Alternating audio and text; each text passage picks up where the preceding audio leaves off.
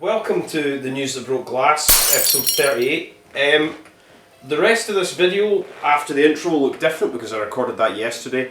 I came back to record this because I was sitting there, I was just about to start editing, and I came home from work today, and I was like, I'll check Facebook, and then I thought, oh, for fuck's sake, the amount of fucking shit, and I also forgot to put something in the first original intro I done. So anyway, let's get on with it. So, let's go. RIP Tarzan Goto, by the way. If you don't recognise the name, you will have seen him, even if you have a very limited knowledge of deathmatch wrestling. The Sheik and Sabu, type it in on YouTube, Goto and Onita. This was like the fire ring match. If you just type it, you'll know what it is. And type in Tarzan Goto against Onita. It's some of like crazy barbed wire, exploding cage fucking matches. Deathmatch pioneer and a legend, and he will be fucking missed. Now, this is the situation today. So, IWA Mid South. I have some little screenshots on my phone. I'll probably put them up.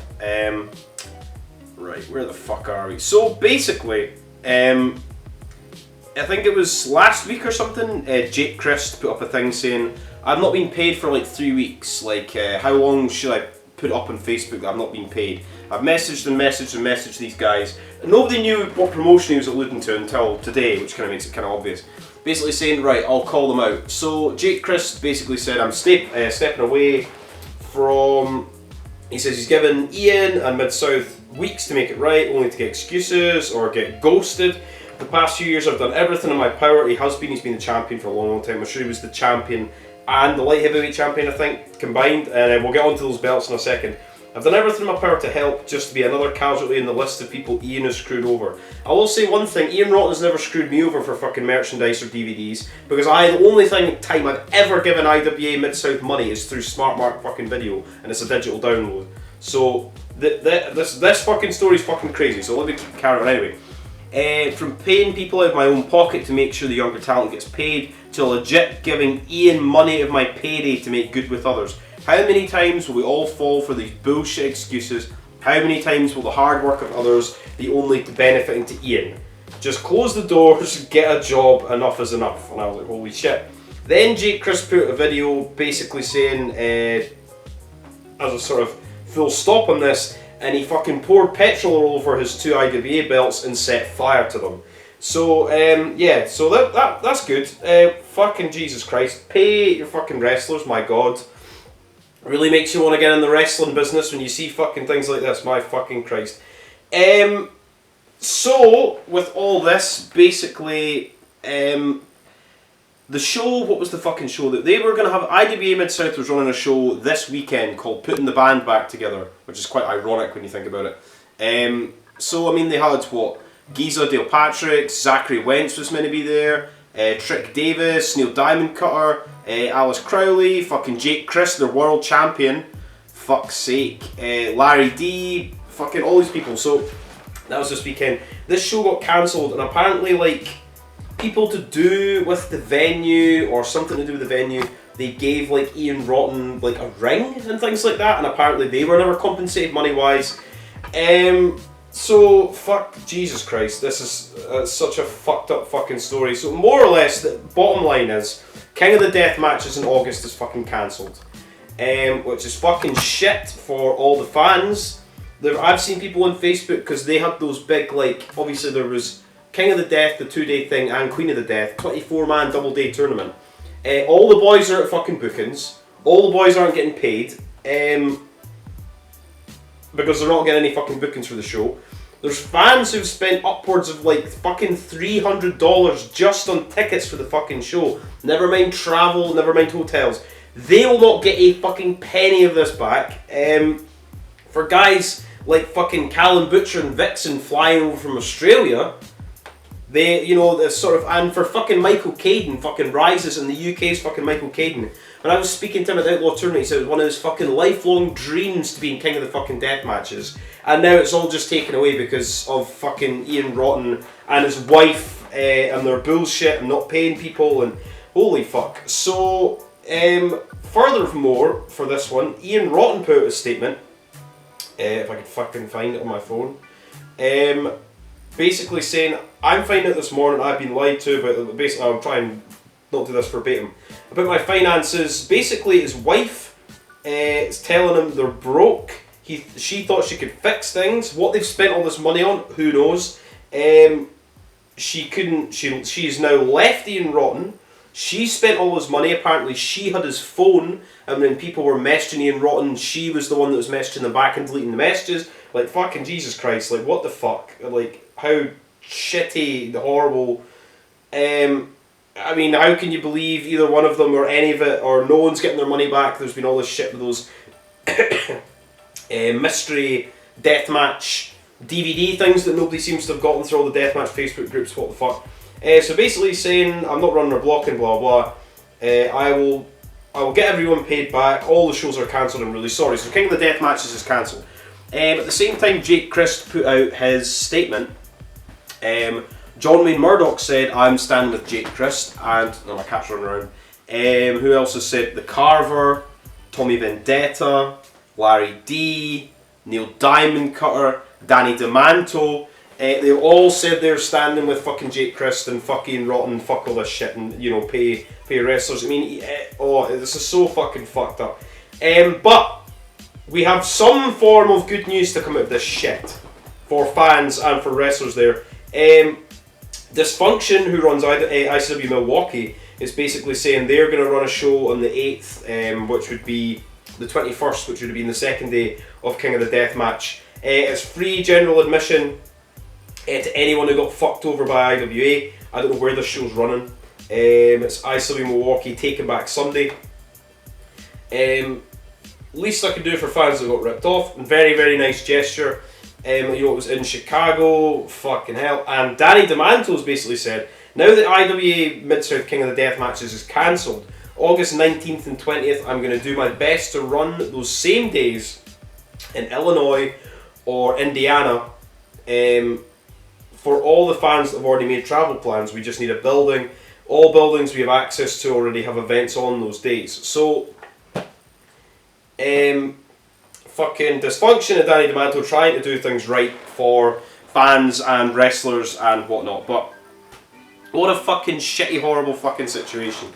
So yeah, we will just, I would say, from the looks of it, I mean, IWA has been killed and stabbed and shot and raped and destroyed and left in the gutter so many times. It's shut down so many times. It's fucked over people so many times. Final ever show, last ever DVD sale, all this. We're never running death matches again, and always somehow comes back from the grave. But I mean, I don't think this is going to come back. And this is another thing as well. So a couple of weeks ago, the IWA Mid South, because of the Dirty Ron situation that I'll go on to talk about, I'll talk about that just now.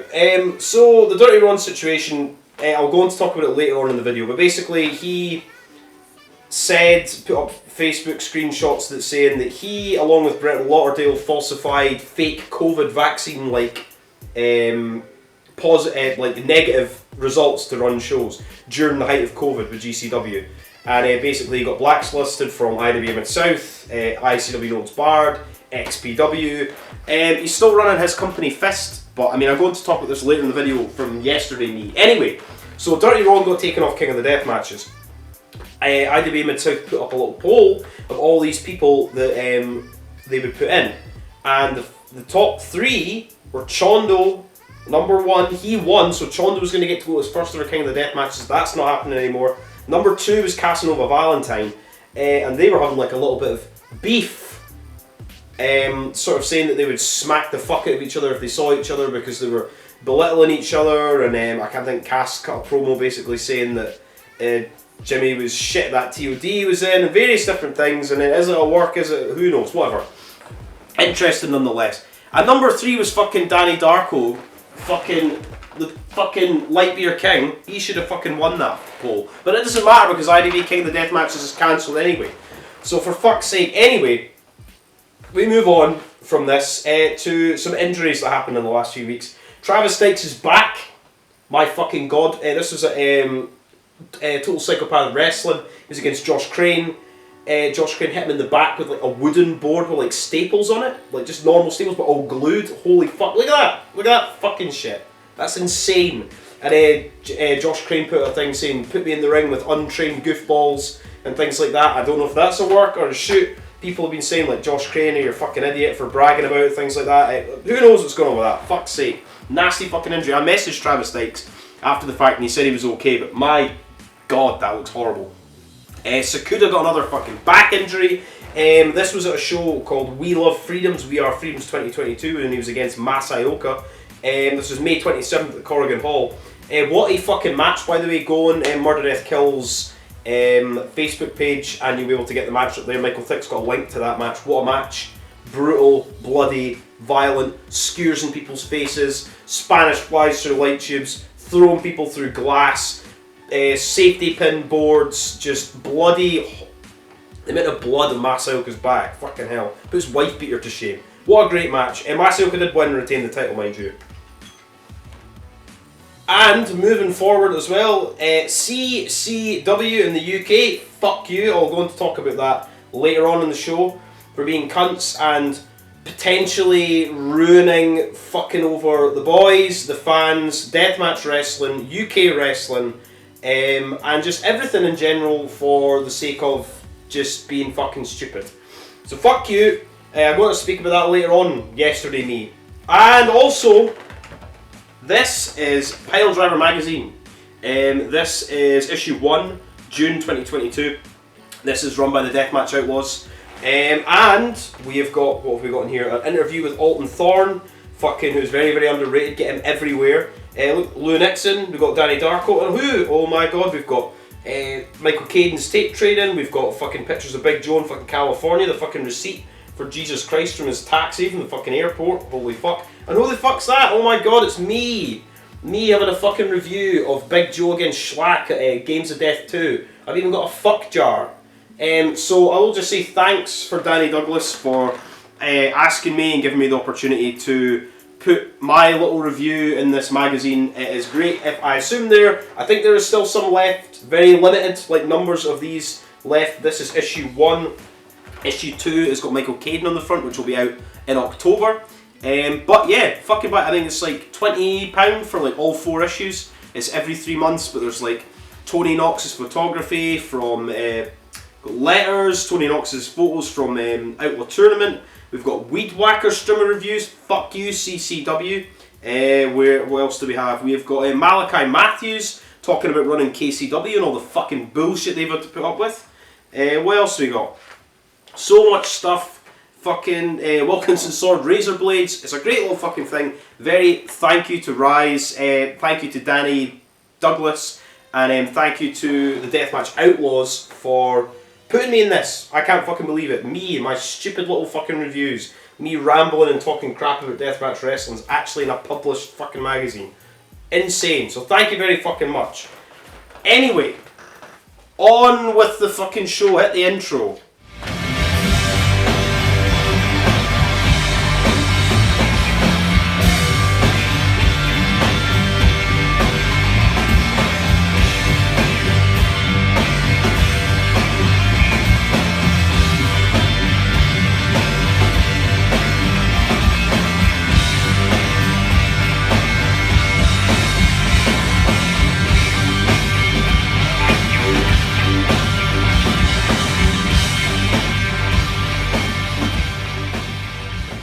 Deathmatch Wrestling.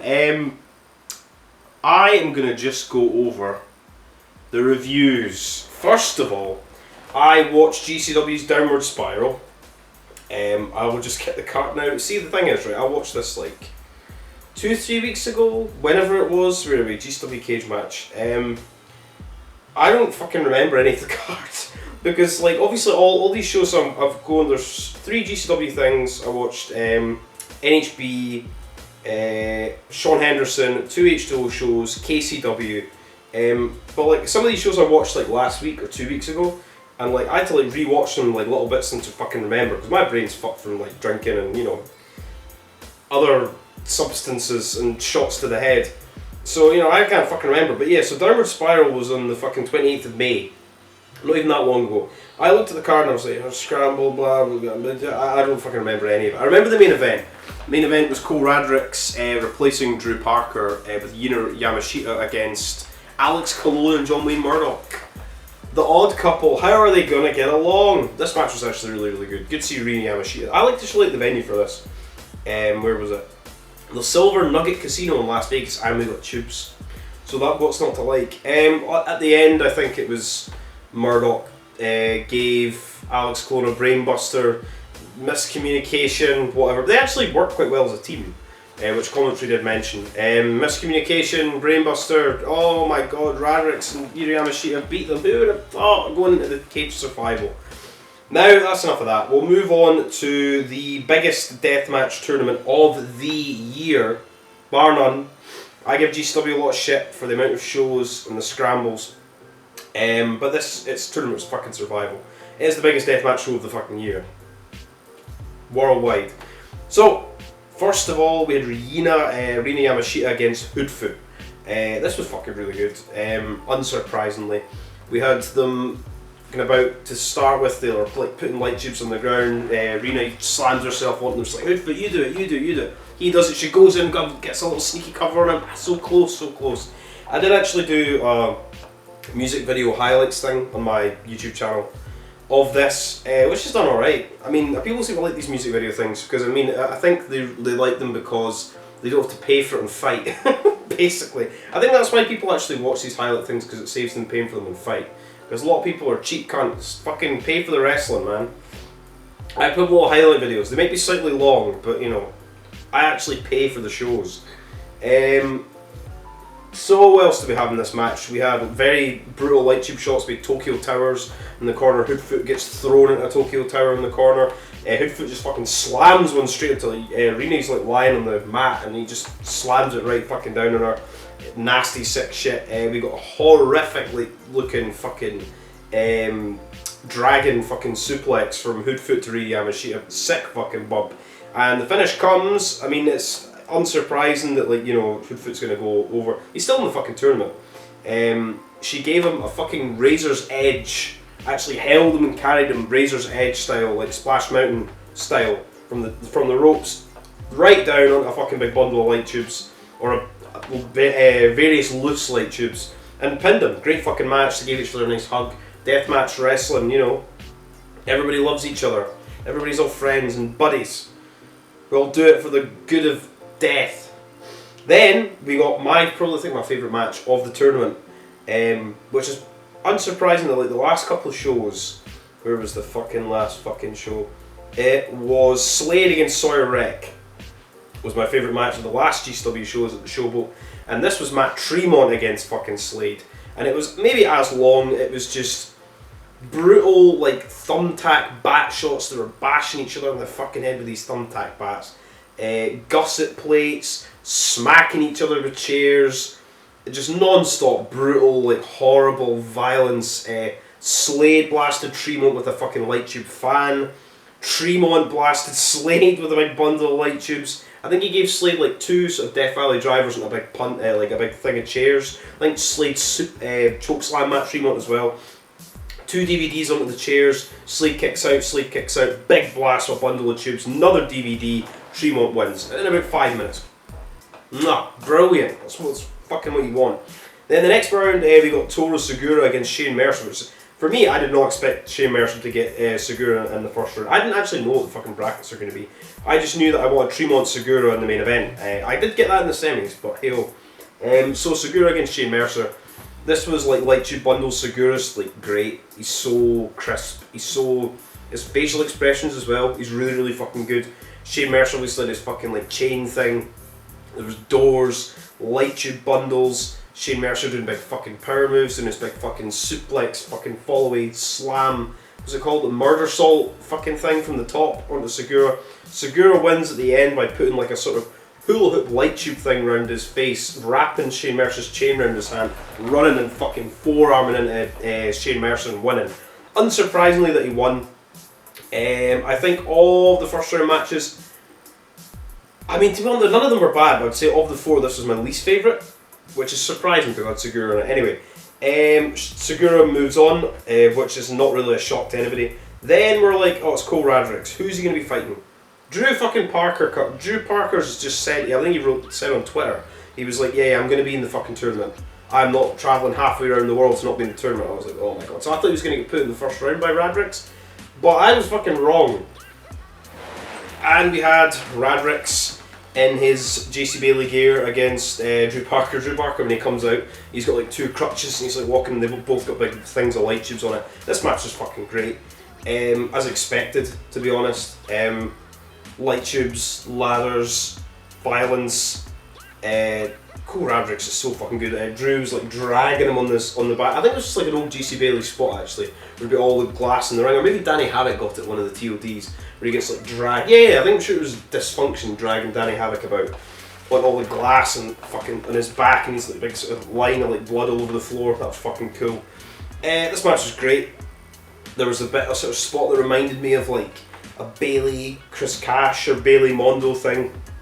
Two ladders set up with light tubes in the middle, and fucking Radrick's gave Drew Parker like an insanity fucking pile driver right through the light tubes. So we did get the fucking, I did watch the Hall of Fame. No, I can't remember very much of it because this was after Tournament of Survival, and I had one or two shandies by this point. But I'll talk about it briefly. I did rewatch the Dewey Donovan thing. Yeah, this match fucking great. Drew Parker wins, I think, with his sort of patented big off the ladder, the big fucking massive senton bomb, swanton bomb onto Cole Radrick's, and wins. And Drew Parker advances. I was like, oh my god. When he advanced, I was like, he's going to win. And he did win. Which is, I'm sure is not a shock to anybody. But it was a shock to me that he even won that match, and then but once he won that, I was like, he's going to win the fucking tournament, isn't he? And I was right. My old noodle told me the truth. What do we have next? Then we had a scramble. GCW, was this the scramble that was the best scramble of all time was the night after. It was very, very good. I think people are maybe exaggerating slightly. Then we got a GCW Extreme 6-way scramble. AJ Gray, Jordan Oliver, Lindsay Snow, Nick Wayne, Sawyer Wreck, Yoya. I mean, interesting people. Like, good to see Lindsay Snow and Sawyer Wreck. I'd rather see Sawyer Wreck in a death match, but hey ho. I don't remember anything about this match. I remember popping for Sawyer Wreck, and then I remember AJ Gray winning because it's for his belt. I'm sure he lariated somebody, and that was the end of it. Scrambles, just, I don't care. Then we got Matt Tremont against Toru Segura. This is fucking good. We had barbed wire boards. They're both being thrown into. Both guys were fucking bleeding buckets by the end of this match. Their faces and their backs and everything, gusset plates, just, oh, it was so good. Just genuinely just go and fight and pay for the fucking tournament. Watch my highlight video if you want, but actually pay for the thing. I just put the matches you missed. There was like a whole in-between thing where wife beater, deranged. It annoyed me that they didn't actually mention deranged at the time. They announced it was Toby Klein, deranged, Madman Pondo, and wife beater. And they all came out, but they like announced them all on the mic apart from Deranged. I was like, Deranged is there too, like fucking mention him, you know.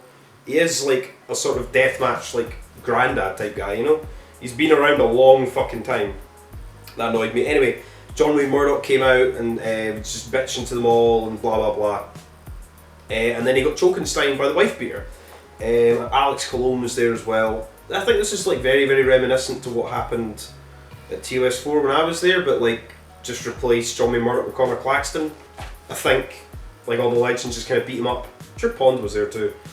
What did we have? Yeah, so Segura against Matt Tremont was awesome. Just exactly what he wanted. Brutal, hard, fucking hitting, violent match. And Tremont won. I was like, holy shit, this is what I thought was going to be the main event. But Tremont fucking won. Tremont beat Segura. Both guys like shaking, bowing to each other in the ring and that. So fucking good. Great match. Segura gets a big massive like cheer at the end. Please come back and stuff. Great match. Great. And then we got probably, I would say, the best of the two semi-finals. Drew Parker against Rini Yamashita. And I mean, I would say that every single match in this tournament, don't quote me on that, every single match in this tournament is like a first time ever match. I can't think of Drew Parker and Cole Radricks or Drew Parker and Rina Yamashita ever having a match together, or Drew Parker and Matt Tremont like one-on-one. Like I don't think these matches, none of these matches ever happened. I could be completely wrong. There's every chance of that, but I don't think they've happened. So this would be Panes of Glass, which is always nice to see. Love Panes of Glass, my favourite like stipulation. We got Light Tubes, Panes of Glass. Rina Yamashita was actually going after Parker's like injured leg, which is good because the other guys were kind of leaving it alone in the matches. But this was fucking great. There was Panes of Glass spots were fucking brutal. The darts, I forgot to mention that in the Drew Parker Cole Radricks match. Drew Parker, I think he had green darts for Radrick, and then he had red darts, I think, for Rina Yamashita, which throwing the darts in people's backs. Fucking sick shit. I can't. The fight. I'm sure the final spot was the big Drew Parker from the top, big senton through a sheet of glass onto Rina Yamashita. She was beaten by Drew Parker. I mean, at this point, I was kind of like, maybe Rina's going to win, but obviously Drew Parker's going to win. And then we move on to the main event: no rope, barbed wire, light tube death match. Tremont against Drew Parker, which I'm sure is a first name match as well. Quote me if I'm wrong. I'm always could be wrong. Who knows? Mondo comes out like he did the last, 666 with the trophy, with Cologne. They do their pose in the ring with the trophy for all the camera guys. And then we got a very good fucking rope barbed wire match. I would say that Drew Parker, Rina and Matt Tremont Sakuda was better than this, but hey ho. I think it's just because it's the no rope barbed wire stipulation. I don't know. But it's still an amazing match. Parker throwing it into the wire, Tremont throwing it into the wire, smacking each other with light tubes, having a light tube battle at one point. There's a big scaffold as well, so who would have think we're going to climb up the scaffold? Drew Parker had a dart stabbed in his face, like right through his face from Tremont. Tremont takes the big fucking Tremont bump off the top of the scaffold into the fucking ring. Not through tables or anything, just straight into the ring, into all the broken glass that's been left from all the light tubes. This match is really fucking good. In the end, I think Tremont nearly wins. Parker, basically Tremont's like, come on, and Drew Parker does the thing where, basically the same move that he got injured with against Aries, the sort of holds Tremont's hands, Tremont's got light tubes, and knees the fucking light tubes into him. And Drew Parker fucking wins, and we have the winner of Tournament Survival. After he won the first round, I was like, he's winning. But before then, I was like, there's no fucking way he's going to be in it. But he's fucking limping about. You see the fucking size of the fucking cut in his fucking leg, for fuck's sake. Insane! What a fucking like legendary performance from Drew Parker. What a tournament. I don't know if I preferred last year's. I would need to go back and watch last year's to think which one I like better. But this was fucking great. Great to see Drew, Rina, Segura, everybody did fucking really well. Mercer, Hoodfoot, Slade, Cole Radricks, Tremont was great. Fucking 5 stars. Fucking loved the tournament. I love Tournament Survival. Wasn't a bad match aside from the scramble thing, but it's a scramble. Go out your fucking way to watch it because it's fucking excellent. Now we move on to Cage of fucking Survival. This was the next night. So this was also, I will say, Tournament Survival was on at fucking 4 PM in fucking America. So it was fucking 9 PM for us in the UK. My fucking god, please keep doing this. Just do this with every Showboat show. Don't put them on at 7, 8 o'clock at night. Put them on early. Please. Cage of Survival was also on, I think. These are obviously at the Showboat in Atlantic City. Cage of Survival was on at 5 PM, so it was 10 PM for us. Still great. Better than fucking your LA shows that are on at 4 or 5 in the morning for us. Or even their 8 PM, like 1 AM starting times, you know what I mean? People in the UK, you know, thanks for thinking of us. But they didn't give a fuck if it was just something to do with the hotel. Anyway, so we move on to Cage of Survival, running head to head with Hell in a Cell. I'll tell you what I fucking watched. It was this. It wasn't fucking Hell in a Cell. I did not watch it. I will not watch it. Fuck that shit. So we got the first opening round match. We got AJ Gray defending his title, and I thought, just the same. We had Akira, Cole Radricks, Jimmy Lloyd, Jordan Oliver, Mike Bailey, and Nick Wayne. And everybody was saying this is the best scramble of all time. They're chanting in the crowd. I mean, I've seen 8,100 scrambles. This scramble was really, really good. I think that was mainly because it had Akira, Radrick, and Bailey in it, especially Bailey.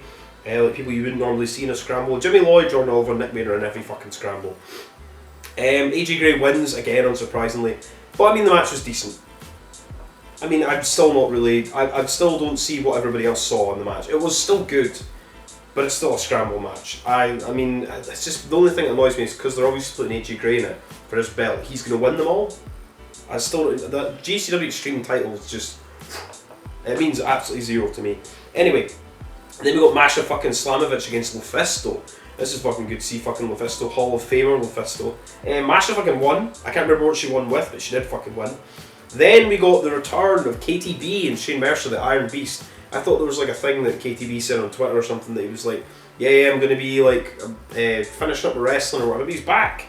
So good to see Iron Beast, they're awesome, against Second Gear Crew, as you can expect. Doors, chairs, violence, big power moves. Fucking Shane Mercer took one fucking hell of a chair shot when he went to go and run out the ring and do like a tope, and somebody like blasted him in the fucking head with a chair. It like reminded me of fucking Jericho Benoit at Royal Rumble 2001, I think. They had a ladder match for the IC title and fucking Ramsey smacks and just the sound of it, Jesus Christ, like a fucking gun went off. Great fucking match. I mean, I was really wanting the second Iron Beast to win. I mean, but they didn't win, but hey ho, they're back. Second Gear Crew won, Manson, Justice. Great. But you know, it's what you want. Chairs, doors, brutal power moves. Great fucking shit. My god, there's so much fucking shit to get through, my god. I'm recording this on the 13th of June, so this will be out on the 14th of June. It's like a month after my last fucking video. Fuck's sake, where am I? What am I doing? Cage of Survival. Where the fuck is it? Cage of Survival. There we are. Then we got Sawyer Rick against Joey Janela. I was so fucking happy for Sawyer Rick to get this fucking match against Joey Janela. It was great. Sawyer was awesome. A star. A fucking real fucking star. Over as fucking Rover as well. Joey was fucking great. He's Joey Janela. He's one of the best in the fucking company. Sawyer Rick fucking beat Joey Janela, which I could not fucking believe. I was marking it in my house. I was like, oh my god! With a big fucking huge choke slam off the top through a door. I couldn't believe Sawyer won. She got a huge, a fucking ovation when she won. It was fantastic. Great. Fucking well done, Sawyer Rick. Wonder what she's going to do next in GCW. I mean, she's beat fucking Joey Janela. What the fuck are they going to do? Then there was the Blake Christian Mark Cardona thing. This was funny because we had Piss Jug Mike in the crowd with like taking his top off and like dancing in front of like Matt Cardona and like Chelsea Green and like the expression. It was like a picture, I think Chris Grasso took it. I'll put it up there, like it's so funny. Just Cardona's expression, it's just the whole scene of it and like the ref and like Chelsea's face. That ref, by the way, fucking, I think his name's John Gray. He fucking cut his foot, I think, in Drew and Rina Yamashita's match, and it's fucking like leaking through his foot, through his socks, and his shoes are covered in blood and like leaking blood. But he's alright, so fucking hell, Jesus Christ, like, even the refs are fucking hardcore at GCW, man. So yeah, basically Mark Cardona comes out, he's got a neck brace on, he's in a wheelchair. Comes out, says he's been injured. I like Mark Cardona talking. I think he's very, very entertaining and funny. He was like, I can't wrestle for this amount of time, and all the crowd's like, yeah! He's like, I can't put food on my family's table. The crowd's like, yes! He's like, I'm gonna have to. He said something else, and everybody's like cheering. It was really, really good. Then Blake Christian came out, and I genuinely just turned the volume off. Nothing against the man, I just don't care. I don't care about Matt Cardona against Blake Christian. It means zero to me. I'm not interested in Blake Christian and Chelsea Green's. I don't care. Then when I turned it back on, Blake Christian, like, I think he like super kicked Chelsea Green maybe, and then he beat Cardona, pinned him, and that was it. I was like, oh, okay, whatever. He's injured. I don't know what the point was. Oh, it was a GCW #1 Contenders match, apparently, according to Cage Match. So Blake Christian against John Moxley. I don't care. I just don't care. Then we got a match that I do fucking care about, because we got Los fucking Mazios, Siglope and motherfucking Mirio Extremo back in GCW for the first time in 4 fucking years. cannot fucking believe it. I mean, we got fucking Cartel de Santa, blah blah blah, blasting over. I was like, I wish they announced it on Twitter or Facebook or whatever that they were back. I was like, holy fuck, I wish they didn't announce it and they just left it till the show. Just left it till the show, and then you would hear that fucking blah blah blah come out. They were against Rina Yamashita and Toru Segura. This match was fucking great. Probably one of the best, I would say, even from the night before, this was one of the best matches the entire fucking weekend, deathmatch style. Light tubes, hardcore violence, Siglo Pay, Medio Extremo, Rina Yamashita, Freedoms against fucking Mexico. It was fucking, oh my god, so good. A really, really scary bump when Toru Segura's kind of like, the ropes are here, he's on the apron, like sitting on the outside, he's got light tubes on him. Siglo fucking runs and there's a sort of side splash, nearly fucking lands on his head on the outside of the ring. 450 splash by Medio Extremo onto Segura with light tubes all over him. It was just great, bloody, brutal, hardcore, violent wrestling. Like, the Japanese and the Mexicans are hardcore, extreme, insane fucking people. And this was great. Go out your way to watch this match. This and the main event, go out your way to fucking watch them. The rest of the show, obviously Sawyer, Wreck and Joey Janela, and then the tag team match. The whole show, I mean, I would say that everybody's like, that scramble is amazing, but the comparison to what else was in the show, I'd forgotten it was even there, you know what I mean? Medio Extremo hits this sort of like sit there in Asbury Park, like tombstone piledriver thing on Rina for the win, and the light tubes, and they're back, everybody hugs in the ring, everybody's all happy, they all go on the corner posts, like celebrating, fucking really, really good, awesome. That's what fucking deathmatch wrestling's all about. Then we go to the main event, which didn't take as long to set up as I expected, but they do have this little timer thing. I'm like, right, it's a cage. It's like Cage of Death. How long is this going to take? And obviously they've got a little timer. It's like 15 minutes now. It's like, there's no fucking way it's going to take 15 minutes. And it gets down to like 6 minutes, and then it's like 15 minutes. I was like, oh. And then it gets down to like 3 minutes, and it's like 10 minutes. I'm like, oh, okay. Like, just say back soon. Don't give us a predetermined time. So we got Alex Colon against John Wayne Murdoch for the GCW Ultraviolent title. I was under the impression previously before they said it was for the TNT and the GCW title. They didn't mention that though. The cage looked insane. There was one side that was like the sort of raised, like sort of tangled web cage thing with a pane of glass in it. There was a big light tube structure, there was light tube ropes, there was fucking panes of glass, there was the big scaffold thing and like a big pane of glass in the middle. And this match was fucking insane. This was just, they were beating the fuck out of each other, brainbusters, fucking double stomps, running light tubes, light tube battles, Alex Colon. Like at the very start of the first fucking bump, they went over the side, they both climbed over, they're both fighting, and like, it was like Johnny Murdoch slipped, but he still pulled Alex a little bit. It didn't look as bad as what people were making out. There was like a big sort of light tube, like wine rack thing, like the thing that Nick Gage, like Big Joe went through at the Outlaw Tournament, and the thing that Nick Gage went through at TOS against Matt Tremont, the big light tube wine rack on the outside. He kind of pulled him, Murdoch slipped, Alex coming right through. That was the first fucking bump in the fucking match. I was like, Jesus fucking Christ. This match was mental. There was another bump where they were both on the top. Johnny Murdoch sort of gave him like a sort of swinging brainbuster from the top of the fucking cage into the cage, through a pane of glass that's on the top, right through a fucking door. It's like, holy fuck. Alex Colon was taking up the fucking pumps in this. Johnny Murdoch gave him a big back body drop to the outside. He went through a pane of glass, through the tangled web structure, like, not barbed wire, but it's like a cage that's kind of like on the side, held up by like ropes. Right through that over the floor. I was like, holy shit. Alex Colon gave him a big fucking double stomp. The light tubes. Alex Colon won. Alex Colon is now the new GCW Ultraviolent champion. I thought he was going to win. End of the day, it's Alex Colon. Great for Johnny Murdoch. By the end of the match, they put each other over, they shook each other's hands, gave each other respect. So as the end of that feud, Alex Colon goes into the rest of 2022, into the UK, with the Ultraviolent fucking championship, and who knows what John Wayne Murdoch's going to do. Hopefully some more fucking death matches. Match was fucking fantastic. Show was great. Watch the two main event death matches, watch Sawyer Wright Janela, watch the Second Gear Crew tag match, watch everything aside from the Matt Cardona, Blake Christian stuff once Blake Christian starts talking. Hey-ho, GCW, the best fucking weekend they've had in a fucking long time, and who would have thought it's all deathmatch heavy? I am absolutely gobsmacked that that's happened. Who would have thought? Now, we're going to move on to more fucking reviews, because the last, this was like the 2 days after I last recorded my last episode, it was NHB 25.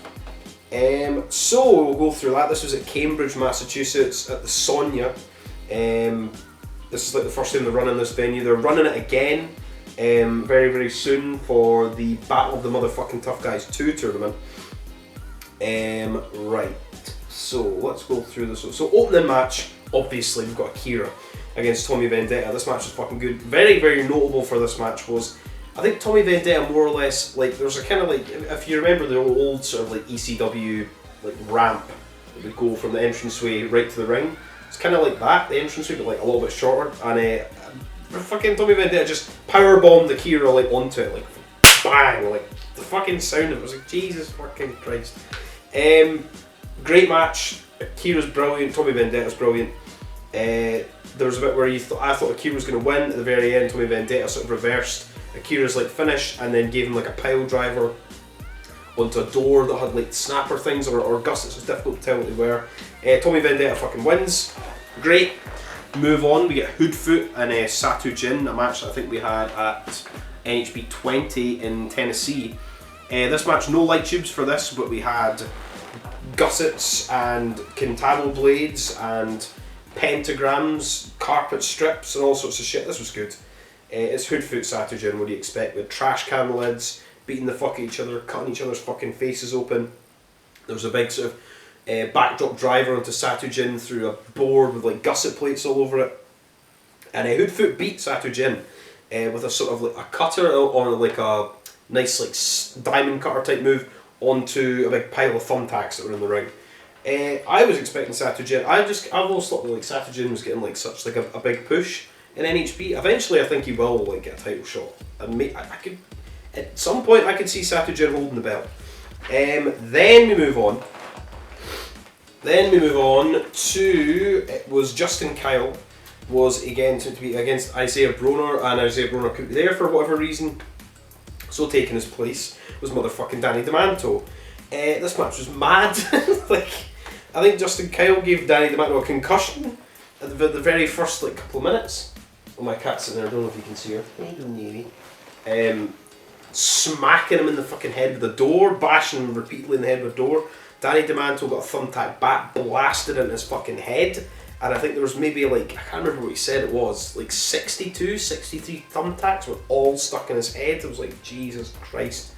Reminiscent of that fucking match Freak Show and Insane Lane had at TOD 6, if I'm not mistaken.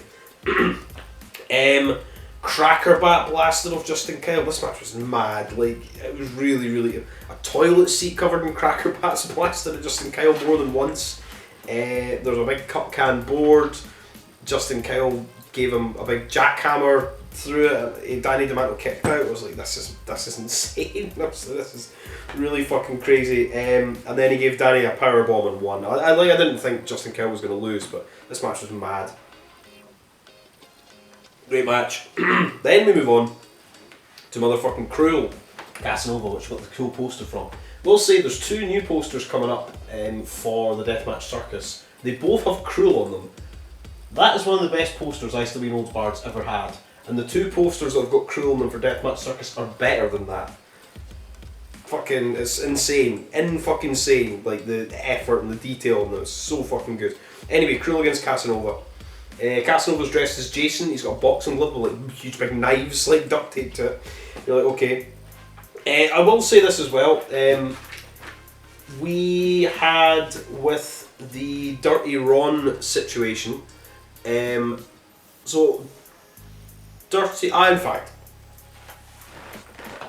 Casanova's got this boxing glove with loads of fucking big knives on it. He's dressed like Freddy Krueger. Obviously, Cruel's like Jason.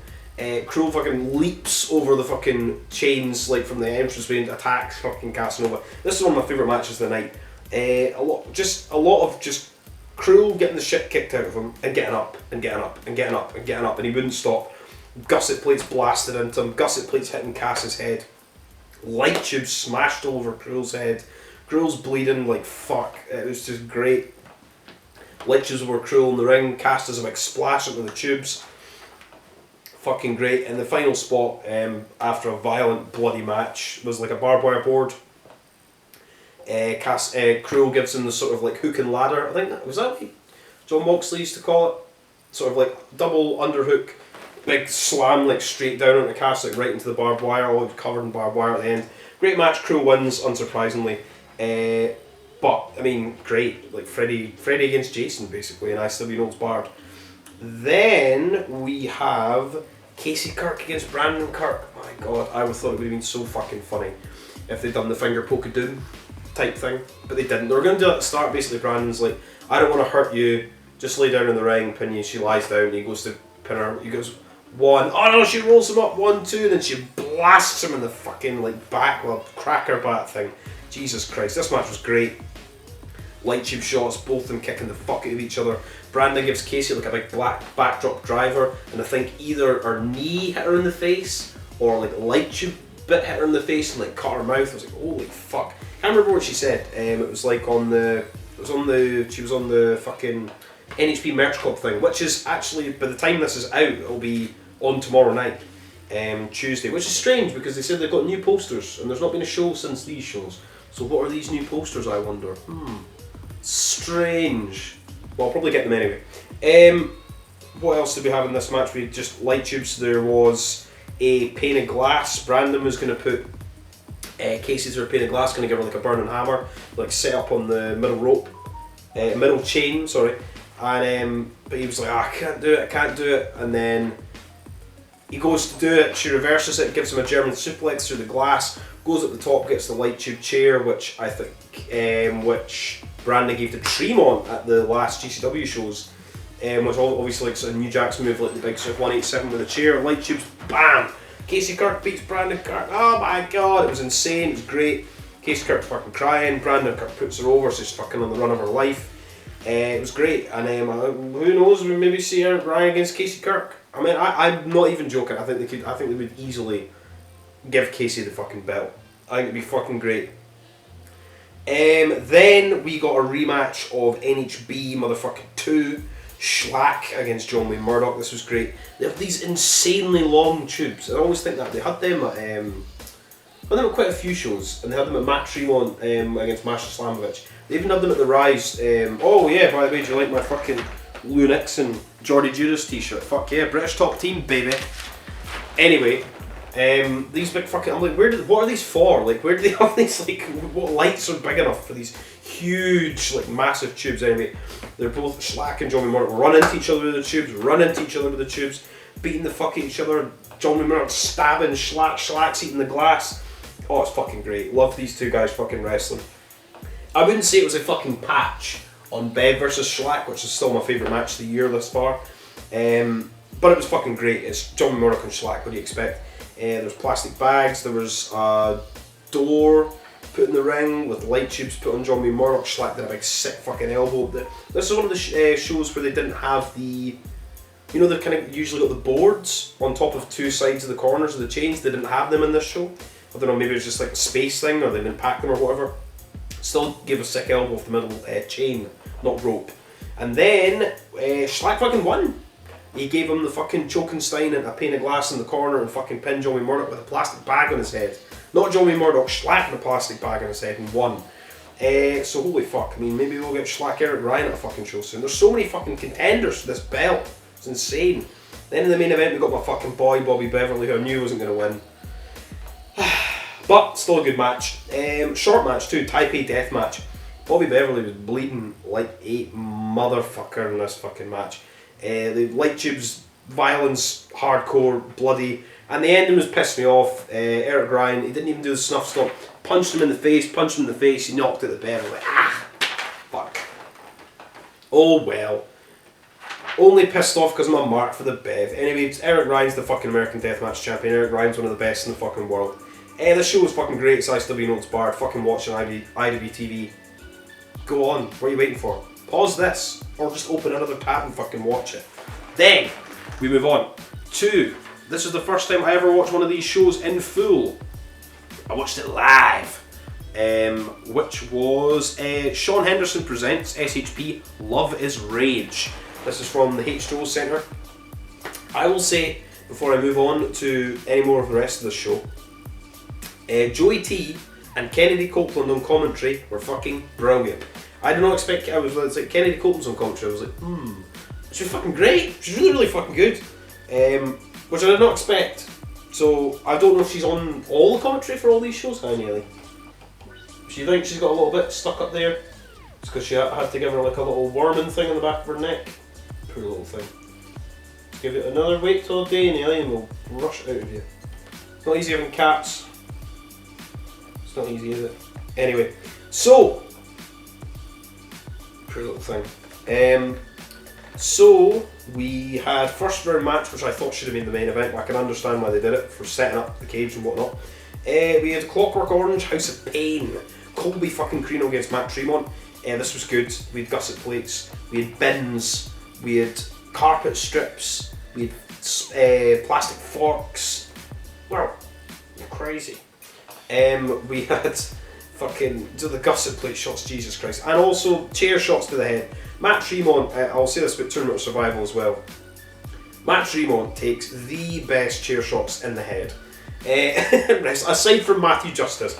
But this match was fucking insane. The ending of the match was Matt Tremont gets kicked off a ladder through a barbed wire board. Colby Creano gets barbed wire from the top, wraps around himself, hits the big elbow. Colby Creano wins, beats Matt Tremont. Match in about 15 minutes, very, very good. Although I thought it would have been a better main event, but hey ho. Then we got Tim Donst against Jimmy Lyon. I had not seen Tim Donst for a long, long time. Then again, this is my first Sean Henderson present show I've fully watched. Maybe he's on them all the time. I'm going to be watching the next two because they look fucking insane. This was good. There was like a DDT from the apron to the outside through a board. There was fucking, they had a water jug bat on a stick fight. And in the end, Tim Donst won with like a Death Valley driver through Cluck Hogan and a board to beat Jimmy Lyon. Good match. Good to see Tim Donst. Stiff chops and punches, and those water jug shots. One of them got broken over Lyon's head. So hey oh. Then we also like the roster's so fucking diverse in this. Ruckus, motherfucking Ruckus, was against Brandon Kirk, and this was a match where my cat was like sitting on my bed watching it. I put it on my Instagram. She was like sitting watching it like on the laptop's here. She's watching it from here, and her head's turned like that, watching it. It was like somebody at the backstage of like fucking Raw or SmackDown or something, like watching the TV from a weird angle. Strange. It's my main memory of this match. But it was really good. Ruckus has just got such a great array of moves. It's always good to see him. And Brandon Kirk was fucking awesome. Ruckus beat Brandon Kirk. I did not expect that. I did not fucking expect that. That's fucking stupid couch throw fucking thing, man. It's too small for the couch, Nelly. It's too fucking small. Well, like a sneaky roll up, so that was decent. Good to see Ruckus. Always good to see Brandon Kirk. Then we got Terra Calloway against Jacob Terrasso. Jacob Terrasso, guy I'd never seen before. Match was good. Legos, whatnot. Calloway wins. Don't remember too much about this match. I watched this live. I believe this was something happened. Somebody phoned me. Something like that happened. I remember, but I remember Terra Calloway won with a big spot into the Legos, and I think she did a big curb stomp into the Legos at the end. Ouch. Then we got Christian Bradley and Ross against Declan Grant and Jess Moss in a tag team match. Bradley and Ross won in about 5 minutes. Jess Moss is fucking great. I would say that she is growing on me as a performer, and her and Declan Grant are a great team. They're fucking awesome. Especially the Tremont's Deathmatch tournament thing that I'll go on to talk about, because there's 8,000 reviews in this. So I've not done this for fucking 4 weeks. Then we got a Crazy 8 match. If you don't know what Crazy 8 is, it's basically they didn't have trampolines like they used to. This was at fucking Pro Wrestling Unplugged. Fucking blast from the past, if you ever remember that. It was a company that had like ICP, Raven, Trent Acid, Devin Moore, all these guys. They had Crazy 8 was like ropes hanging from the roof, trampolines, big cages, platforms, all this shit.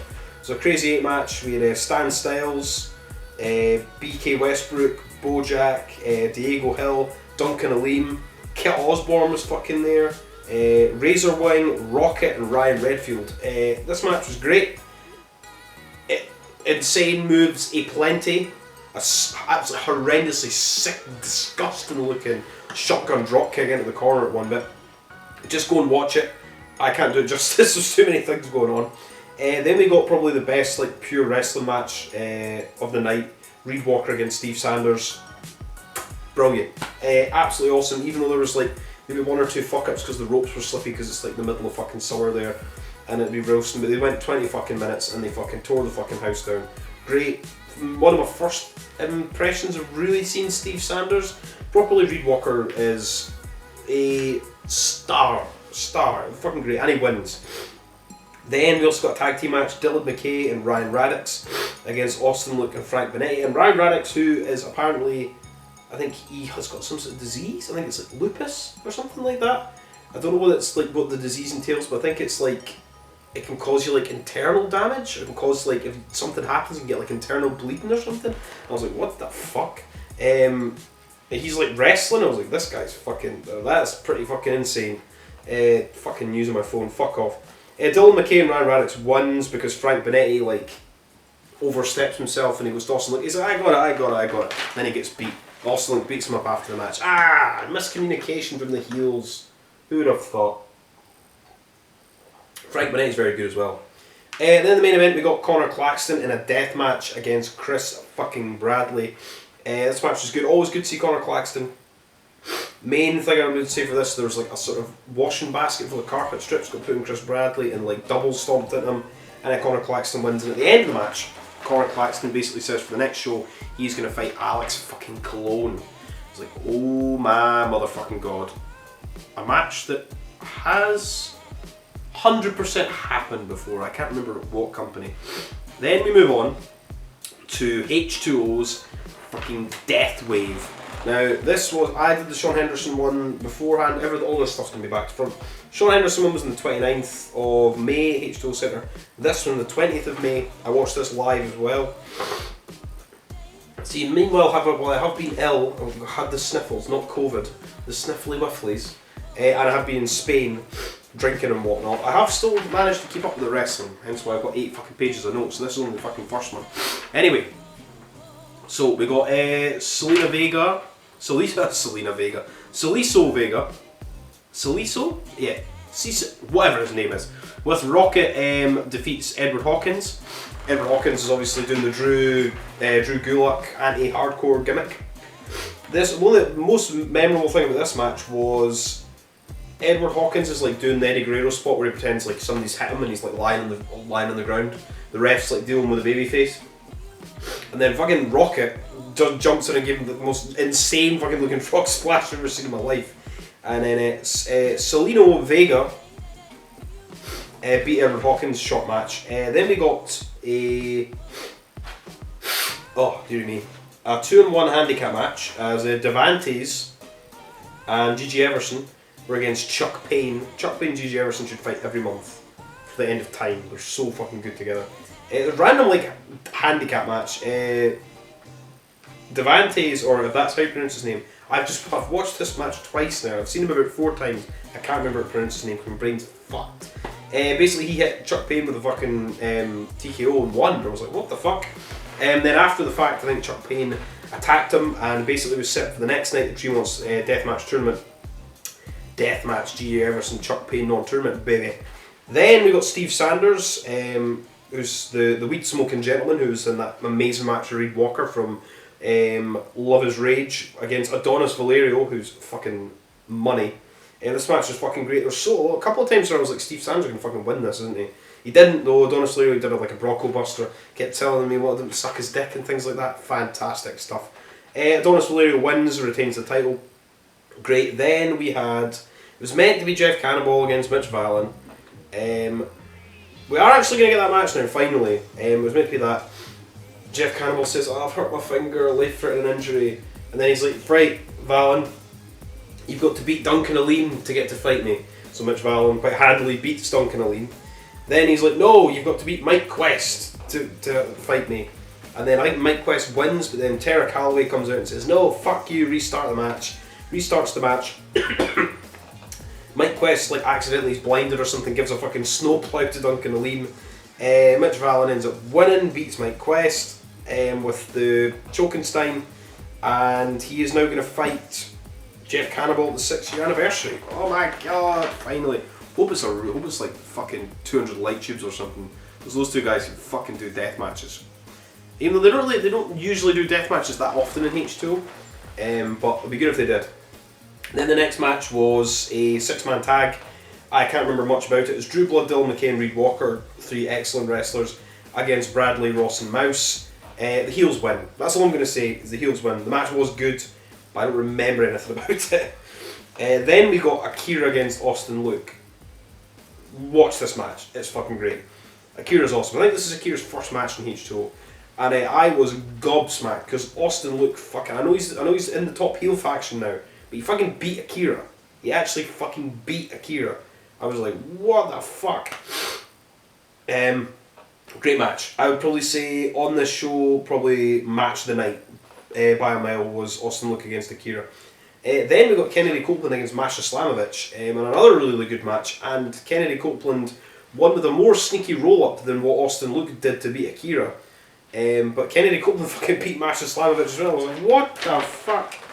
You're bringing in these two guys and they're getting beat. I was like, holy shit, this is pretty fucking, like, these heels are getting over, you know? And then in the main event, we had Declan Grant against Brandon Kirk.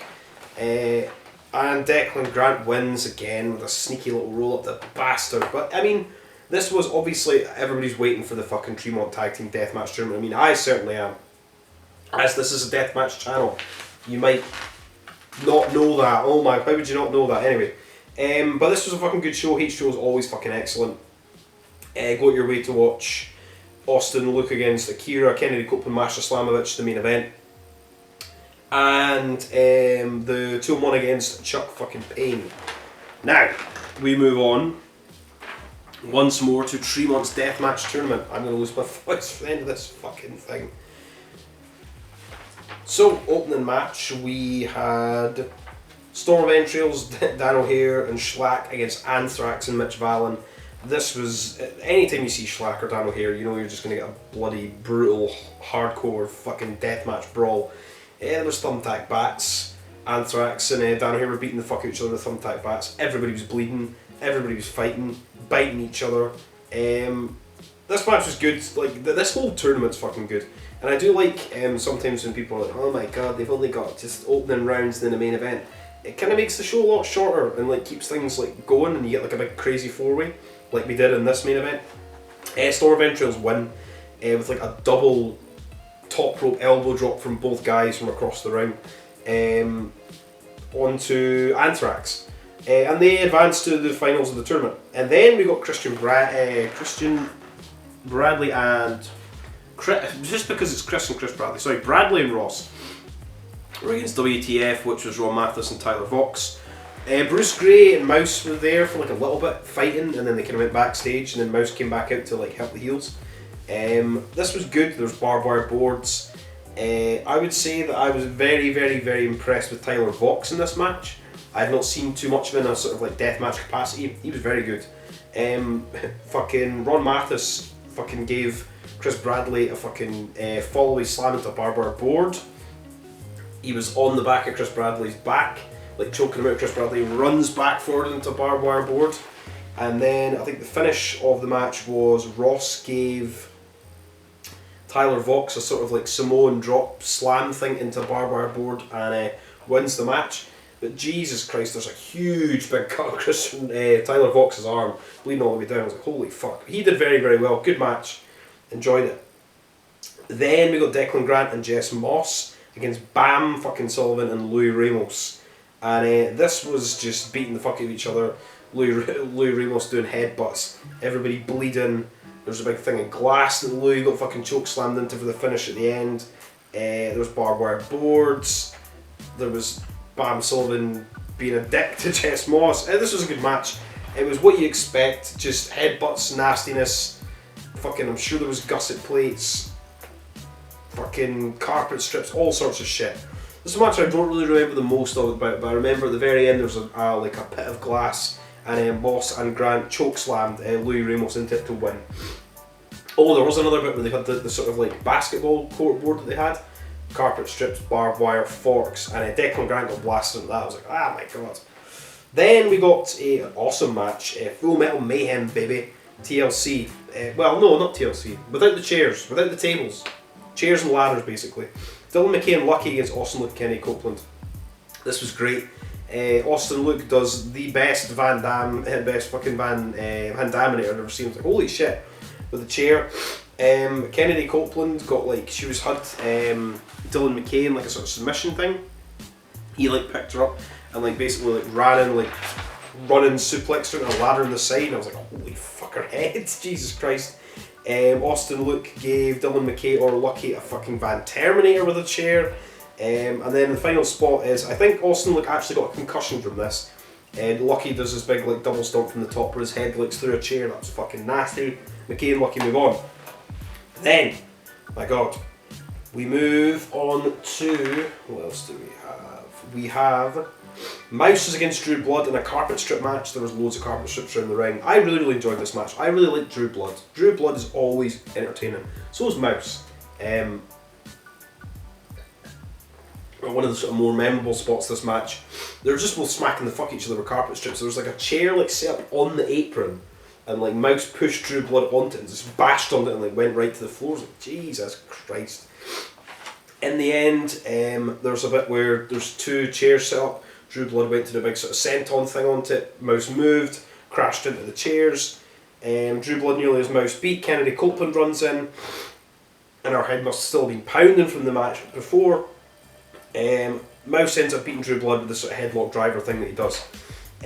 Match was good, but I mean the heels won. I mean the heels didn't win. I mean they won the night before, but they lost that match. But I mean maybe it's because they're both fucking concussed. Then we got GG Everson against Chuck Payne in a death match. This was great. Chairs, stop signs, trash can lids, beating the fuck out of each other. These two need to wrestle every fucking week. It's great. Running cannonballs into the fucking chairs. Big fucking like over belly to belly suplexes into chairs in the corners. GG Everson brings out the light bulbs. We've got two big bundles of light tubes. GG Everson like does a big sort of senton bomb sort of thing onto Chuck Payne, and then I think for the final spot was Chuck Payne. There was like two chairs, light bulbs. Chuck Payne fucking gives him the Alabama slam through the tubes. One count.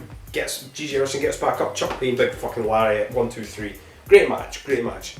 Then we also got Akira against fucking Ryan Redfield. This was very much like the night before. Great submissions, great chops, great strikes, kicks, beating the fuck out of each other. But with a sort of tombstone pile driver thing, Akira wins. So Akira gets his heat back from the night before. I would say this match was not as good as the match before, but it was still fucking good. I think it's just because I was hyped up because I want to see the main event. And the main event was insane. The main event was, let's just go through it now, a 4-way fight or survive or suffer light tube death match. My god, basically elimination 4-way team light tube death match. Bradley and Ross, Declan Grant and Jess Moss, Dylan McKay and Lucky 13, and the Storm of Entrails, Schlack and Dan O'Hare. Insane, just non-stop 8 people just bashing each other in the head with light tubes and various weapons, and it didn't stop. It was fucking mental. What a fucking match. Just crazy. Just watch it. Just fucking watch it. I'll say for the final spot, Dan O'Hare's head was fucking leaking fucking blood. Nasty fucking cut on his head. And Chris Bradley fucking won in the end, giving him a big fucking splash from the top through a big huge bundle of light tubes on top of Dan O'Hare's chest. Bradley and Ross fucking win. Great match. I don't want to say too much more about it. It was awesome. We had Louis Ramos on commentary for that match. Great. Fantastic. Another excellent fucking deathmatch tournament from H2O. Another great show from H2O.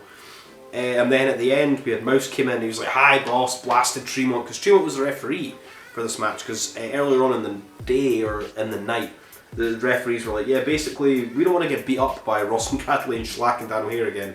He's like, okay, I'll be the referee." Because Papa Giorgio wasn't there, I think.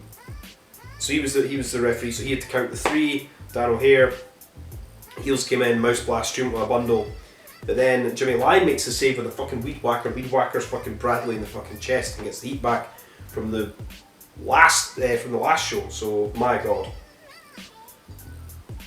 great fucking shit. Now, the final review. I don't even know how long we're in now. Jesus fucking Christ. Is KCW Kumite fucking Combat Wrestling Fight to Survive. This was May in Derby at the Vines fucking bar, beer garden. I wanted to go to this show live, but I couldn't make it because I had fucking work. But the next show in July, I think it's July 17th or 18th, it's a Sunday, I will be there. I have tickets for that, so I'll be at fucking Kumite. One of the very, very few places in fucking the UK that's willing to put on good deathmatch wrestling. Fuck CZ, fuck CCW, I should say, and CZW, so fuck them too. Right, where are we? Where's my fucking Kumite thing? This just came up. This is on IWTV. I think this is genuinely the third show because of all the shit they had with like cancelled venues and police and bullshit. If you read this Pile Driver magazine, you'll find out more from the guy that runs KCW. So basically, we had Joseph Cardinal against Ronan. This was a good fucking opening match. The first like sort of half of the show was non-death matches. This was a good match. They had a ring as well. I mean, for this, I was expecting it to be like a sort of just no ring shows all the time. They had a ring. The crowd was fucking packed too. Like, it was really, really busy. It was really fucking good to see for death matches in the fucking UK. For the 3 places that have them, soon to be 4. I have seen some venues, but I will not go into any more than that. So Joseph Cardinal wins. I thought this match was pretty fucking good. Started off slow, got really, really good towards the end, and then we also got the next match was David Grant against Kyle Kingsley. I think Kyle Kingsley is, or David, one of them is a cider drinker, an enjoyer of the dark fruits. They had like one of those dark fruit like keg things, like on a hammer, like bucket thing. This match was fucking good too. Like for these, I don't think I'd seen any of these guys. I think I'd seen Joseph Cardinal before, once I think. I hadn't seen any of the other guys before. David Grant wins that second match. Entertaining as fuck. Go and watch this on IWTV, please. It's a short show. There's 3 fucking death matches on it. Support the fucking UK British deathmatch scene. Then we got Amara, the Voodoo Queen, against Harley Harris. This match was like, we had cookie sheets, we had bin lids, we had wet floor signs. They were like brawling in the crowd. Harley Harris fucking spat in the Voodoo Queen's face. I was like, Jesus Christ. They were beating the fuck out of each other, and then eventually I think the Voodoo Queen wins with a sort of like sit out Michinoku driver. Good fucking match as well. Then we got Tombe, who was meant to be against Big Joe at this show, but Big Joe was injured. I think it was something to do with the Outlaw tournament.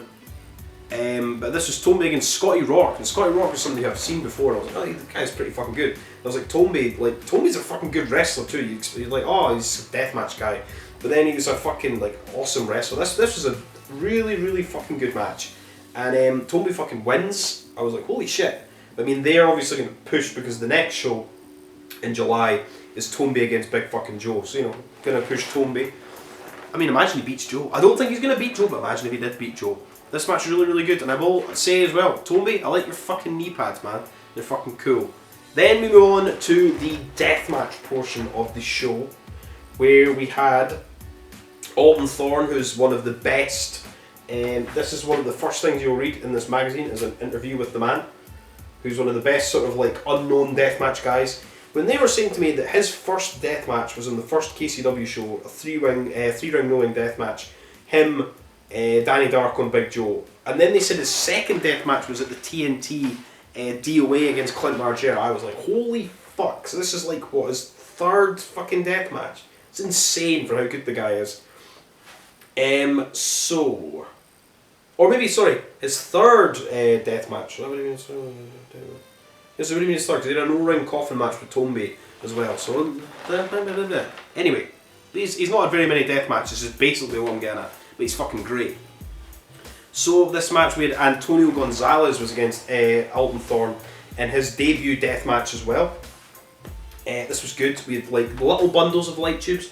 There was loads and loads of fucking light tubes at this show, but they're all like the 2-foot light tubes, like single ones or little bundles. Just interesting to see. You don't really get that many places. They're all like either overly big or like, you know, the normal size ones. These are all quite small ones. It looked alright, looked pretty cool, something different.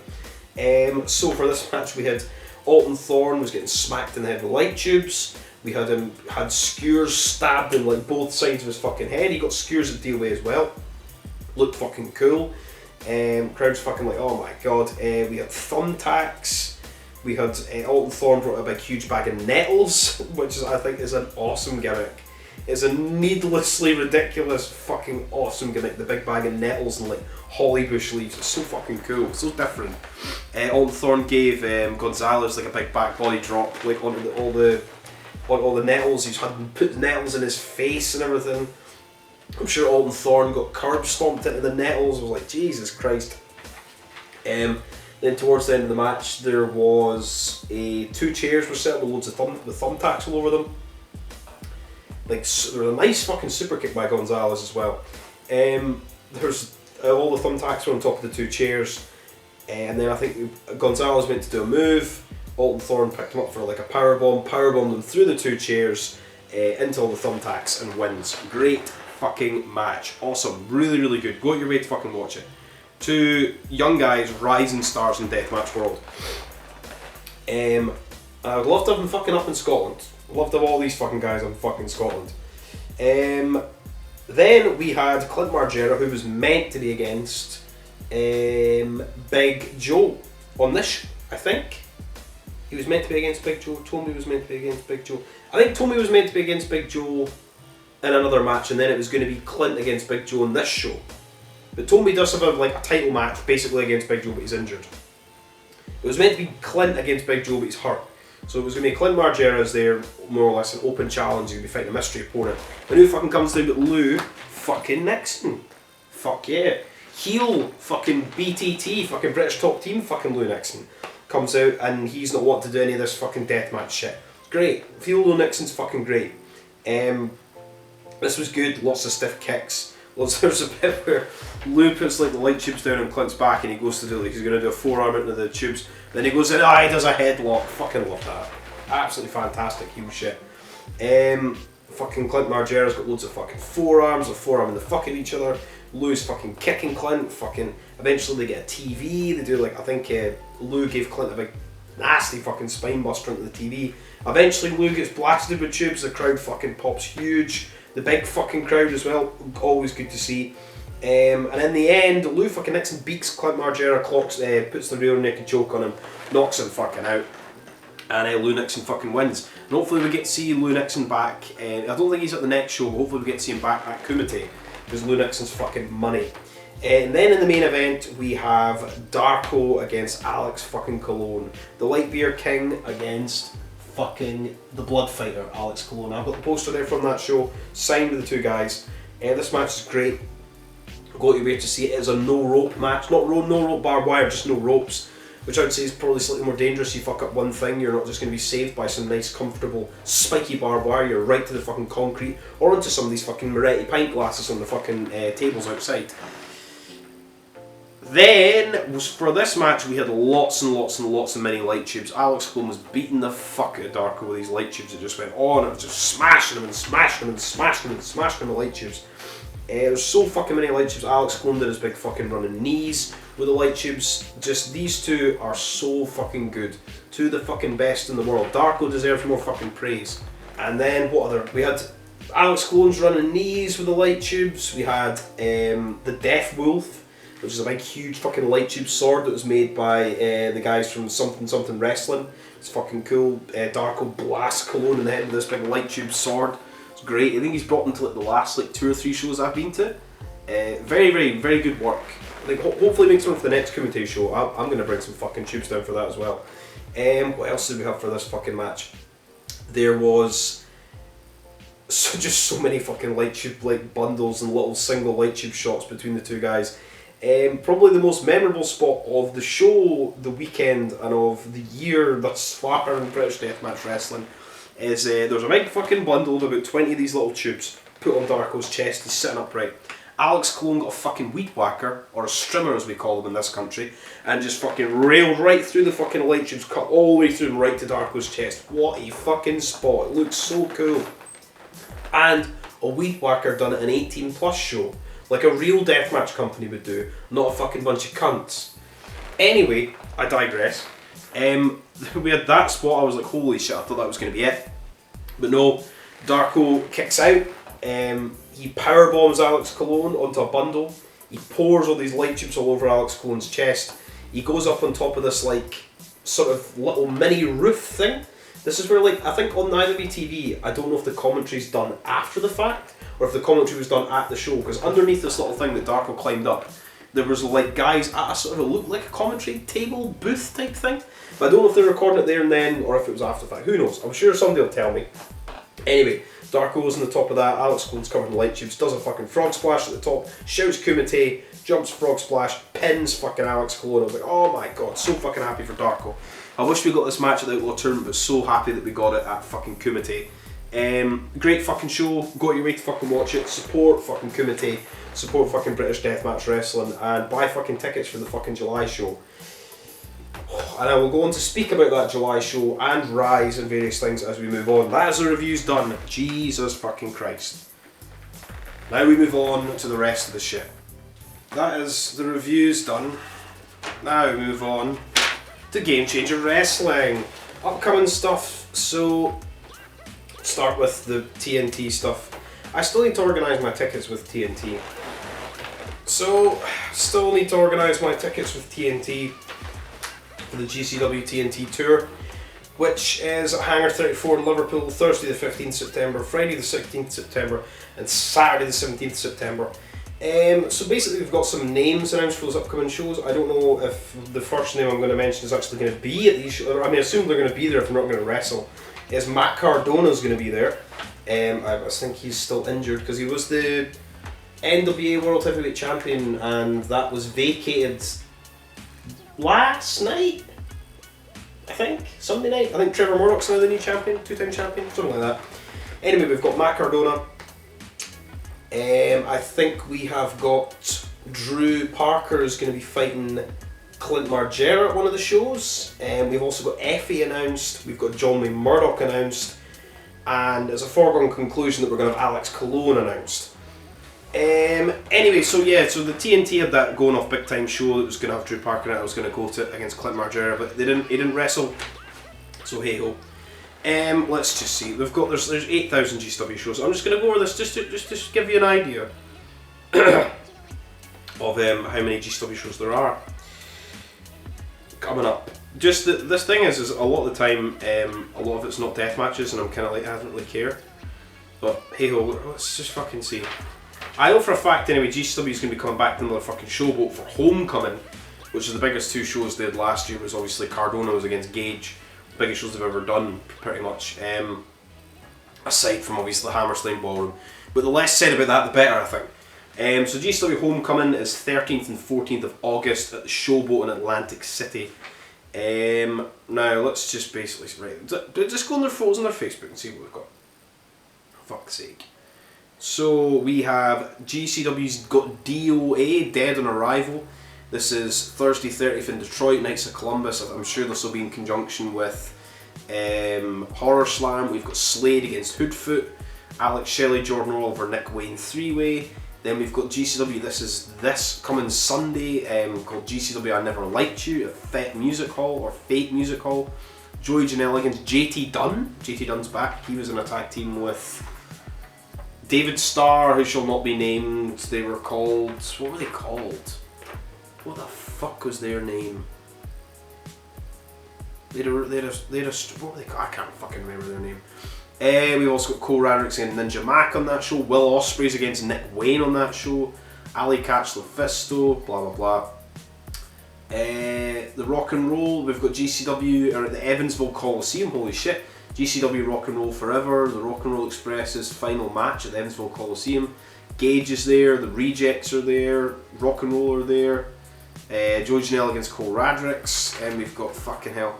July 1st, GCW's Gateway to Death. Pops, this is in Illinois, Pops Nightclub. Nick Gage is there, Too Cold Scorpio Alley Catch. Delirious is fucking there against Effie. Alex Colone, Cole Radrick's. There's a lot of fucking shows coming up. A lot of fucking shows. Also there is Sunday, July 17th. This is at San Francisco, and it's in San Francisco Midway. Back to the Bay. Los Masios, fucking Cyclope and Medio Extremo are against the South Pacific Savages. I think that's Juicy Fanu and Juicy Fatu. Like, what the fuck? There's so many shows. They've got 1, 2, 3, 4, 5, 6, 7, 8, 9, 10, 11, 12, 13. They've got between this weekend and August 20th, they've got 13 fucking shows. My fucking Christ. Anyway, moving on.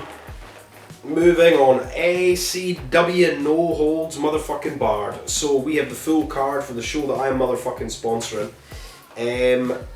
NHB 26 is the Hart Ballroom, Newark, New Jersey. I have wrote down every single thing. I've tried to remember off the top of my head. I can't remember for the fucking life of me. The date is the 25th of fucking June. Ah, fuck you, internet. I need to even look that up. So for this show, we have got the full card here. We've got 7 fucking matches. Homicide against Colby fucking Carino. Holy shit. John May Murdoch against Masha fucking Slamovich. Akira's against Joker. My god, always good to see fucking Joker when he's around. I'm sure Joker still works. I'm sure he works for the Marines or the Army, the armed forces in America. I think that's what always used to happen when he was in CCW. You always end up like being like away, like on tour, like fighting for this fucking country and shit. Always good to see fucking Joker. He's a fucking class talent. Brandon Kirk against Tommy Vendetta. Casey Kirk against Joe motherfucking Bateman. The Bev against Casanova Valentine. I think that's that in the main event are my 2 most looking forward to matches. And the main event, Eric fucking Ryan against Akis Koga for the American Deathmatch Championship. My fucking god. Then, this is before we move on. So, basically, Dirty Ron, before we move on to the Deathmatch Circus, Dirty Ron McDonald had his match against Schlack at XPW's King of the Death matches.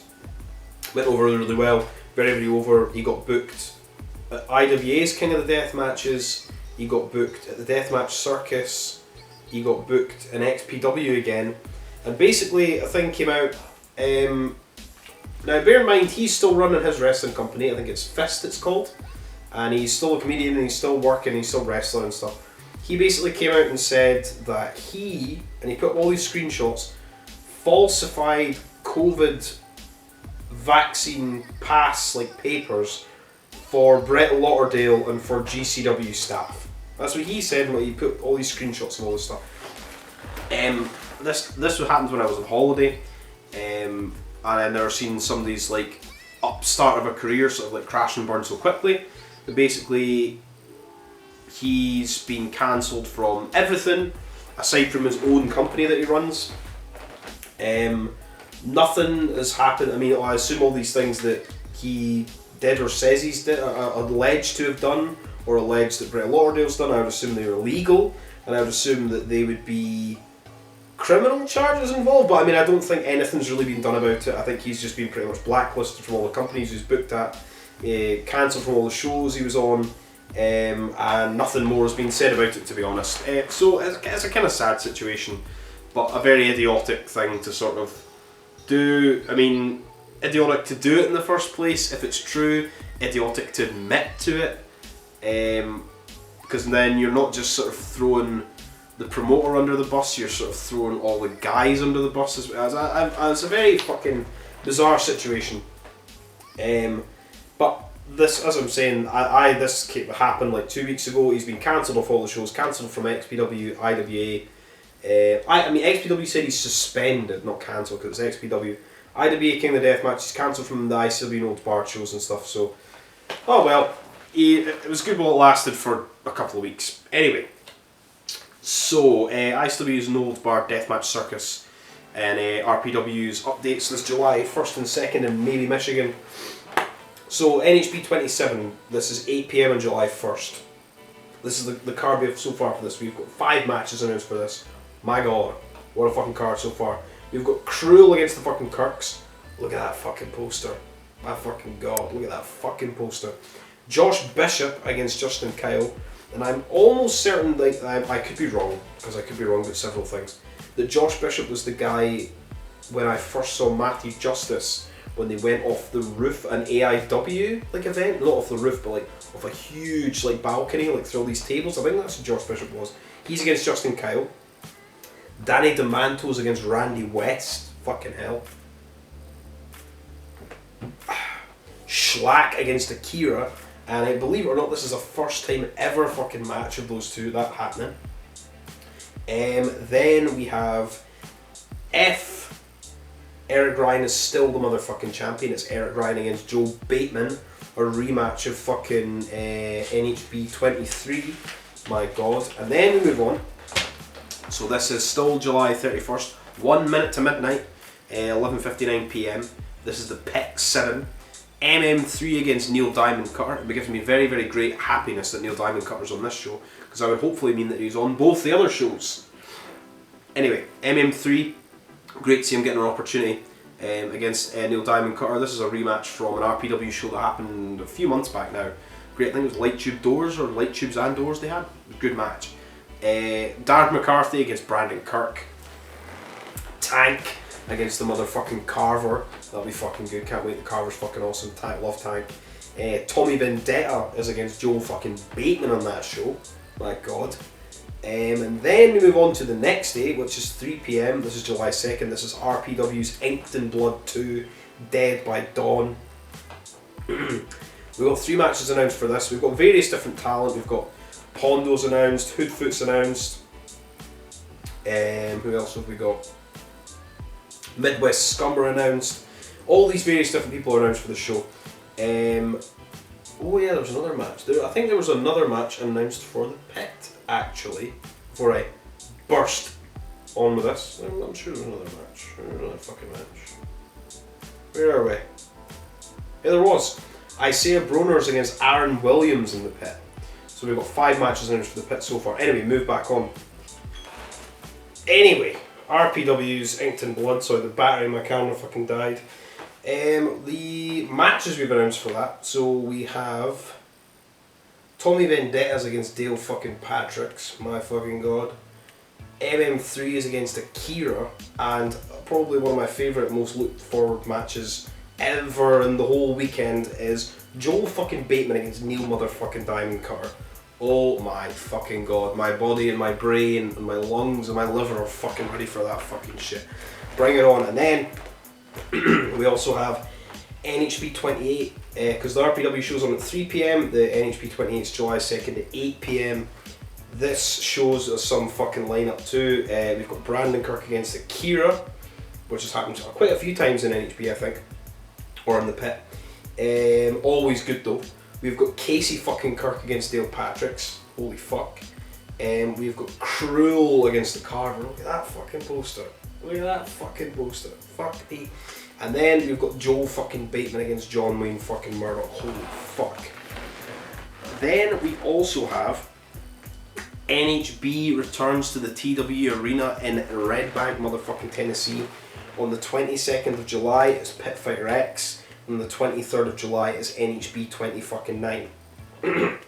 We have a match each announced for both these shows. Tennessee's always a fucking, like, it's like a secondary home for ICW Notes Barred. Always sold out, always packed crowd, always fucking hot, always fucking great fucking matches. 23 was probably one of my favourite like weekends ICW's done ever. So for PFX we've got Harvey Heaters against Justin Kyle. Holy shit, good to see Harvey Heater. And then for NHB 29 we've got Casey Kirk against Reed fucking Bentley. Holy fuck. Now, do we have anything else? Also, if I can find it on my phone, there is a couple of other shows that have been announced for NHB. I will just find it. So, where are we? This is on August 27th. It's at 3 PM and 8 PM. 2 shows, 1 fucking day. 16-man fucking tournament. Battle of the fucking Tough Guys 2, motherfucker. August 27th, this is at the Sonia in, where are we again? In Cambridge, Massachusetts. The same place where we had NHB 25. And so far, announced for it, we've got 2 men announced for this tournament. Hoodfoot and motherfucking Slade in ICW Notes Bar. Holy fuck, can't fucking believe that. And even bigger fucking news than that. Even bigger fucking news than that. There's a massive fucking update happened. This happened just yesterday. So, we have ICW Notes Barred and DMDU. They have finally announced the motherfucking dates and the city, not the venues so far. The Chains and Pitfire X go down under. Melbourne, Australia. The 14th to the 16th of fucking October. Which makes me think September or November we're going to be in the UK for NHB against Rise. I was even sitting there looking at flights today thinking, can I afford to go over go to fucking Australia in October? Anyway, so this is what's going to happen. This is the Friday at 8 PM. We've got Pitfire X. Bear in mind, it's all in Melbourne. All in Melbourne. I think maybe at the who knows where the venues are going to be. Anyway, they've not announced the venues. So 8 PM on the Friday is going to be Pitfire X. None of these are going to be broadcast live. They're going to be broadcast more or less at the DMDU things, like after the fact, obviously, because Australia's time difference, blah blah blah blah blah, all that crap. Who cares? We're still going to get the fucking shows. Make you more excited to see them. You know, you get little clips and you go, ah, fuck yeah. So we have got Friday night 8 PM, Pitfire X. Saturday 2:30 PM, DMDU. Saturday 7:30 PM, NHB motherfucking Chains, and then Sunday 3 PM, NHB No Holds Barred and DMDU. Holy motherfucker, that's gonna be fucking great. So much fucking ICW No Holds Barred shit, man. So fucking crazy. And on the same day of the show I'm sponsoring, NHB, Bleeding Gums sponsoring NHB, No Holds Barred 26, is XPW. There's so many fucking shows happening next weekend, by the way. It's fucking insane. So happy that like this weekend just passed and the weekend coming. We do have like some shows, but there's nothing. H2O's even fucking on like tonight. It's like a $5 show. Obviously this is gonna be too late to come out for that. The main event's fucking Rocket against Joey Janela. Tickets like $5 fucking. Insane fucking crap. Insane fucking shit, man. Fucking hell. Anyway, XPW is hosting Beautiful Disaster. This is June 25th, Derby Room in Panama, California. 7 PM for them. So pretty much NHB will start at 8 PM Eastern time. So we'll basically get 2 hours before XPW starts on Fight. And usually they have got a women's title tournament. I'll go into that in more detail next week. I'm going to do this. Probably going to do a huge, big, massive episode. So I'll go over all the women's title stuff. Anyway, to the more important things for me in this channel than a women's title tournament. So we're basically going to catch the very tail end, the start of XPW. I'll have them on 2 screens to try and watch them all. Anyway, we have got Masadas against fucking Medio Extremo. What the fuck? Alex Colon, who was meant to be fighting Dirty Ron in the show, is now against fucking Single Pay. Rematch of one of the fucking awesome fucking matches, a couple of fucking awesome matches in GCW years ago. And the Deathmatch title, Big Motherfucking Joe, against Schlack for the XPW Deathmatch Championship. Holy fuck. Also on June 25th. 3 shows one day. Jesus fuck. This is going to be at 4 PM, so this is not going to interfere with anything to do with ICW No Holds Barred. We have H2O 6 effing years. Their biggest show. My god, there's so much fucking wrestling on next Saturday. It's insane. I'm giving myself Sunday, Monday off to catch up on all this shit.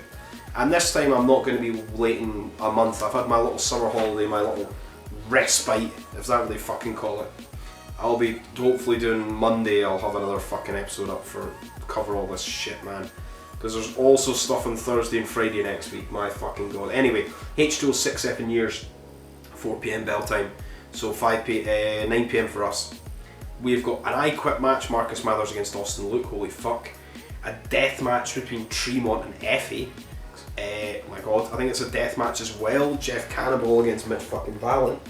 3-way Dance Danny Havoc hardcore title match, Lucky, Bam Sullivan, Cole Radrick. 4-way hybrid title match, Steve Sanders, Billy Starks, Reed Walker and Adonis Valerio. And main event, I assume, fansman the fucking weapons. It was meant to be Tremont and Jimmy Lyon. Tremont's obviously against Effie. Jimmy Lyon and Mickey Knuckles against Ross and fucking Bradley. And I will say there was an AWR show that was on this past weekend. I don't know if it's going to be on IWTV. I've seen clips of it. One of the matches was Sawyer Rick against Mickey Knuckles and it looked mind fucking bendingly, mentally insane. Like, it looked mad. Like, the spots they were doing in that match looked fucking mad. So hopefully that's put up somewhere. So that's that. June 23rd, for Sean Henderson Presents. Sean Henderson Presents Marcus Mathers All I Want. Thursday, June 23rd, 7 PM at the H2O Centre. My God, there's so much wrestling next weekend, man. Oh my God. I'm excited but also scared at the same time. So, for Marcus Mathers All I Want, presented by Sean Henderson Presents.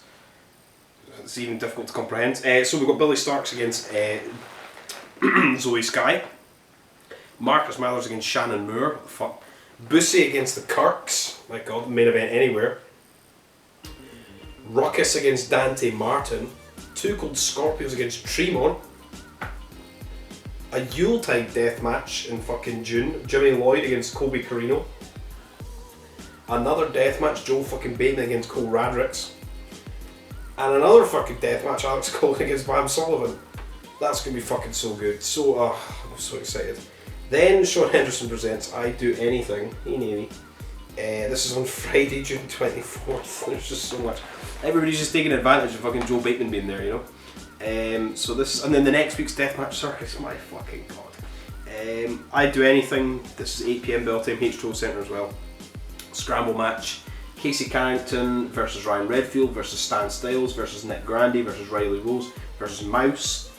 We've got Chris Bradley against Declan Grant. Steve Sanders against Drew Blood. Ryan Redfield and Dylan McKay against Jimmy Lloyd and Cole Radrick. Marcus Mathers against Reed Walker. Holy shit. Otis Cogart against Louis Ramos. Bloodbath. Matt DeMorris against Billy Starks. Colby Carino's against Joel fucking Bateman. And main event, I think, Alex Colon against Connor fucking Claxton. So that's fucking next week. Holy fuck. We don't have too much to go. 2 more bits of fucking paper covered in shit.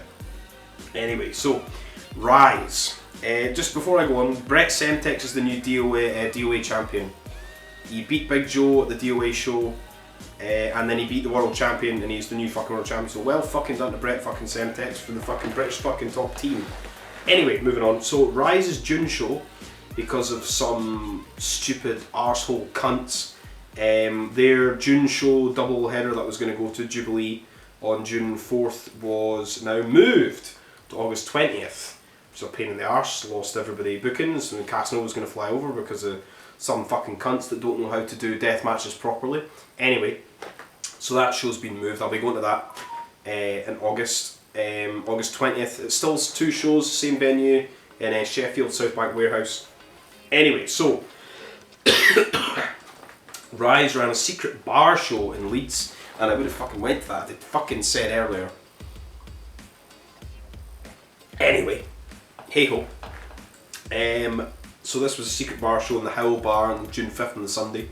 I think it's all going to be up on the Patreon page, so buy Rise's Patreon. It's fucking great. Basically, fuck CCW. So for the show so far, I've seen little clips of it. It's Heidi Katrina versus Miles' dad. They're like brawling outside. I think Heidi nearly threw Miles' dad in a bus. And then we also got Daniel Docherty and Michael Caden against 2 guys from the council and beat the fuck out of them with chairs and like threw them in a bin. Also Nathan Black was there. So always, it sounds fun good, and it was like an hour and a half show little thing. Good, but I mean it's good for them still fucking putting on something, you know, because it's a fucking pain in the arse, that shit, man. Fucking hate shit like that. Anyway, there's been some great shit with the British top team, who I may or may not be a massive fan of. Great fucking Darwin promos. Go on Rise's Facebook, Rise's Instagram, see Darwin promo.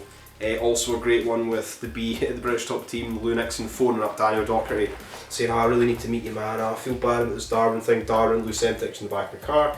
They all meet up Danny Docherty, beat the fuck out of him, pour vodka all over him, like absolute vodka.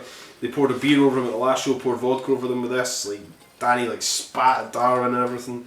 All called him a fucking cunt, left him some fucking change and that. Fucking fantastic. British top team.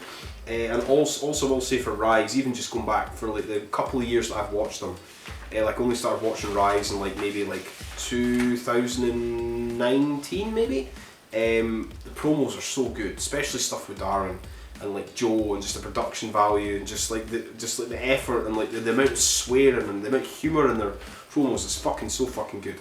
And I love the fucking British top team. Anyway, move on. That is Rise. They were still going to get the dates for whenever the NHB shows are. We've got that show in August. So we do what we can in the UK for death matches. Speaking of which, KCW is hosting Sunday, July 17th live at the Vines Bar Beer Garden afternoon show. I got motherfucking tickets, baby. So this is the card for this show. We've got Act 2, which is the KCW Ring Crew, in a handicap match against the Roughneck with Mark Adams. So interesting to see that. I saw the two KCW Ring Crew guys. I didn't know they were wrestlers, but hey, always good to see some Ring Crew guys bump and get destroyed by like a big guy in the handicap match. We've got Kyle Kingsley and David Grant, who was in the last show, are against Darko and the Voodoo Queen in a tag team match. We've got Hayley Harris versus Alfie in some women's action. Then we've also got Tyler Owens is going to be against Antonio Gonzalez. And then I assume we've got the 3 death matches for the show. Michael fucking Caden against Alton Thorne. Can't wait for that. Fucking love those two guys. I just want to see Alton Thorne everywhere. Fucking have him in TNT. Fucking have him in Rise. Have him everywhere. Guy's fucking money. Then we've also got the Death World Championship match that we're going to have a couple of months back. Aside from injuries and cancelled fucking shit. Big fucking Joe defending the title against Tomby. That'll be fucking good. And main event, coming over from the motherfucking Australia, because I think I was speaking to him online that he's got family in Scotland or something. He's flying over to see them. He's only going to be here for a little while, so he's here for one show. He's here for fucking Kumite. It's Callan fucking Butcher, the DMDU Deathmatch Champion, is flying over here to the fucking UK to fight Clint Mar fucking Ger and Darby. So that'd be fucking awesome. And speaking of DMD fucking U, look at all this. Speaking of DMDU, they had their Melee at the Palace show, which was on May 28th, which is going to be coming soon to IWA TV. So when that comes out, probably over the same amount of time when all 800 fucking shows are on next weekend, I'll go over that. It looks fucking good. Also, they are having their show on June 18th, which is this weekend. This Saturday, I believe, is the Great Emu War Games, which is at the Westgate Indoor Sports in Alton North. So we've got Tarley against Matt Hayter. Matt Hayter's fucking great. He has got a very, very, very lovely fucking super kick, as I've said before. We've got the DMDU tag team titles, Street Fight, Misspent fucking Youth, who are one of my favourite tag teams in wrestling. Aisha and Murdoch versus Big Dude Energy, and if Big Dude Energy lose, they cannot challenge Misspent Youth for the tag team titles fucking again, because this is their third opportunity they've had against them. Give it a rest, guys. Give it a rest. They're gonna fucking win, aren't they? They're gonna fucking win. Anyway, Edward Dusk is against the guy I've never seen before. I think his name is JK Moody. They're cutting promos back and forward on DMDU's Facebook or Instagram. That'll be interesting. Edward Dusk's fucking great. As I said, I think him and I think he had one of the favourite matches that they had last year at the last Pally show, against Royce Chambers. Hello, Nelly. And also we've got the War fucking Games team at DMDU, Bateman, Damien Rivers, Callum Butcher, the Australian Lobo, and Mad Dog are against the anti-deathmatch fucking party, which is Jones, Lux, Wright, Lockie Hendricks, and a mystery opponent. I think we're going to have to get somebody from the Deathmatchy group to turn motherfucking heel. And we also have Gore is going to be defending the DMDU title against Kid Valiant. Kid Valiant gets his rematch against Gore. You know, we're nearly done, nearly done. And finally, Heathen motherfucking Combat, which is the New Zealand deathmatch fucking company, on July 23rd at The Place, somewhere in New Zealand. I have not looked up where it is. It is at a place called The Place, which is the name of a venue, which I quite like. It's like in Perth in Scotland, there's a bar called That Bar. How witty and clever that is, you know. Anyway, I used to fucking pull pints in there. Anyway, who knows? Speaking of fucking Heathen Combat, they're hosting a show on the 23rd of July called Waltzing Off the Face of the Earth, which is going to be Heathen fucking Combat against DMDU. So far for Team Heathen Combat, we've got Horace, who is the Deathmatch Champion of Heathen Combat. It's got a different name. I wish I could remember the name of it. I'll put it up here because my brain's fried from all this wrestling. And he is from Team Heathen Combat so far, and I think Tarlee's also in Team Heathen Combat. And also in Team DMDU, we've got Joel fucking Bateman, Vic Craig, who's turned his back on New Zealand fucking wrestling, and making his debut in fucking New Zealand for the DMDU team is Alex fucking Cologne. So, right, you can sit on my papers. You can sit on that as well. Right, so that is that. Episode fucking 38. The news that broke glass. I'm probably going to do the Cage of Survival thing over this weekend. The music video thing for that, put it up. People seem to like them. If I use certain songs by a certain Australian band, I seem to not get any, I don't get demonetised and there's no copyright issues. Who knows what's going on with that. You do what you can to get by. And I will be back for the next episode probably after the shows on the motherfucking 23rd, 24th, 25th. So, that Monday. So anyway, as we say always on this channel, no deathmatch, no life. Thanks for watching. I am back. Oh my god. Fuck yeah. BTT, baby.